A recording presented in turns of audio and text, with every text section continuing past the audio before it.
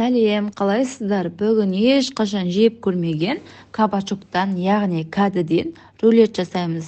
Бұл рулетті папа-рулет дейміз, өйткені құрамында ешқандай қант және зиянды ұн жоқ.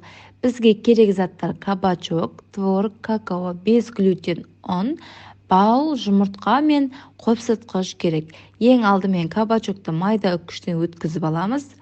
Ал екінші ыдысқа жұмыртқаны ағын ғана көпіршітіп алып дайындап қоямыз. Ол бөлегі тұста тұру керек. Енді жаңағы кабачоктың үстіне жұмыртқаның сарысы, ұн, разрыхитель, какао қосып араластырамыз. Кейін бағанағы жұмыртқаны ағын миксерлеп алдық, соны үстіне қосып жайлап араластырамыз. Қызып тұрған пешке тапамызға қағаз салып, үстін жайлап майлап, дайын тестамызды құйып, қасықпен немесе өзіңіздің бір неңізбен жаямыз, әдемілеп біркелкі етіп. Пешке салып пісіріп аламыз, ал рулеттің ортасына творог пен балды жақсылап езіп аламыз да, пештен шығарып, бетіне банан, творог жағып әдемілейміз.